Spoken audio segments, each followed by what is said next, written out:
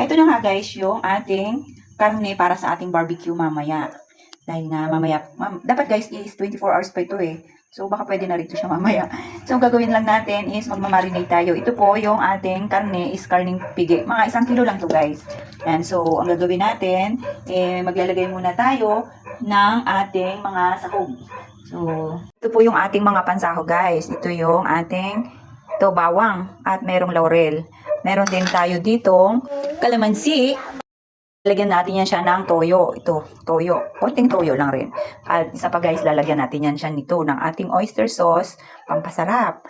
Konting Sprite, lalagyan natin yan. Wala, ito yung ating banana ketchup para pampakulay. Mas maganda kasing tingnan pagka colorful. O, di ba colorful? Mas makulay kasi guys pagka merong ketchup. So, lalagyan din natin yan siya ng konting sugar. Sugar white lang po yung ating lalagay. Nilagyan ko na nga rin po pala yan ng patis guys. Hindi ko na naipakita sa inyo. Lagyan muna natin ng oyster sauce, guys. Yan. Para sumarap. So, next natin is yung ating bawang. Lagyan natin ng bawang at konting laurel. Lalagyan din natin yan siya, guys, ng sugar. Pampatamis.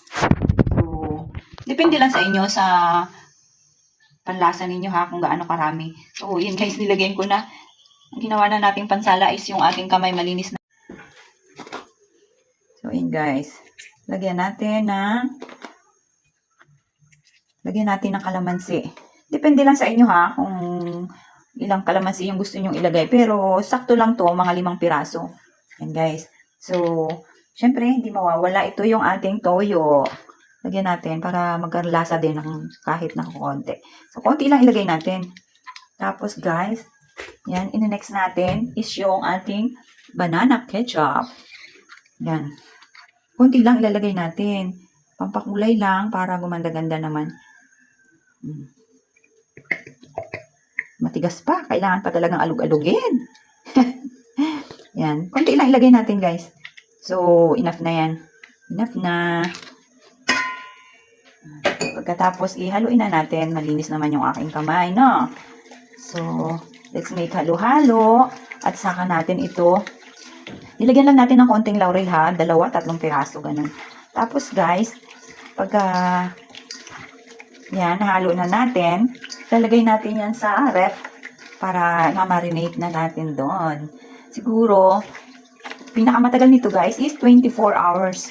Yan, pwede na. Pero kung nagmamadali ka, pwede na yan mamayang hapon. So, dahil nga nagmamadali tayo, kailangan natin maihaw to. Ihawin natin to siya mamaya. Magba-barbecue kami mamaya. So, yummy. Ingat-ingat sa mga tuhod natin. So, yun na guys. Set aside muna natin at ilalagay natin doon sa ref. So, that's it.